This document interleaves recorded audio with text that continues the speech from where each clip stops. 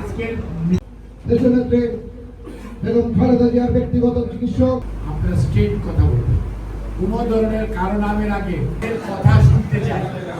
আপনারা এতদিন বলছেন, কোনো সময় নষ্ট করবেন না, বুঝতে পারছেন? আমি ভাই অঙ্কের মেবি তেল দেওয়া পছন্দ করি না, ঠিক আছে? শুনতে দেখছেন না, মানে মুখে কয় আপনাদের সংগঠনে সবাই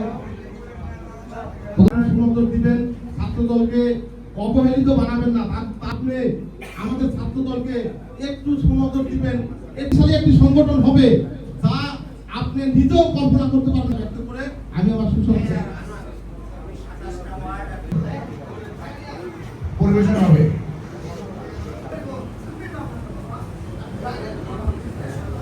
এখান থেকে কি শিখলাম, আমরা কি পেলাম, আমাদের স্ট্রেংথ এন্ড উইকনেস, যারা ষড়যন্ত্র করছে এবং ষড়যন্ত্র করে বিভিন্ন ভাবে নির্বাচনকে পিছিয়ে দেওয়ার জন্য পায়তারা করছে।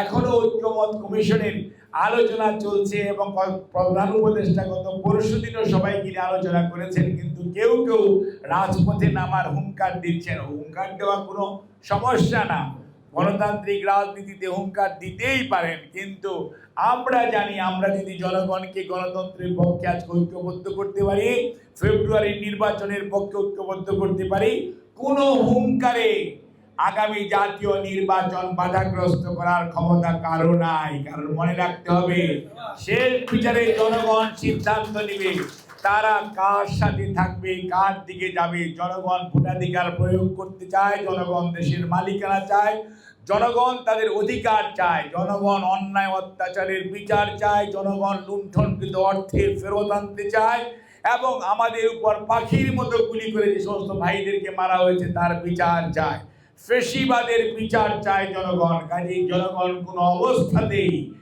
নির্বাচনকে প্রলম্বিত করে, সেই বিচার প্রক্রিয়াকে প্রলম্বিত করে স্বৈরাচারের পুনর্বাসন জনগণ, বাংলার জনগণ দেখতে চায় না।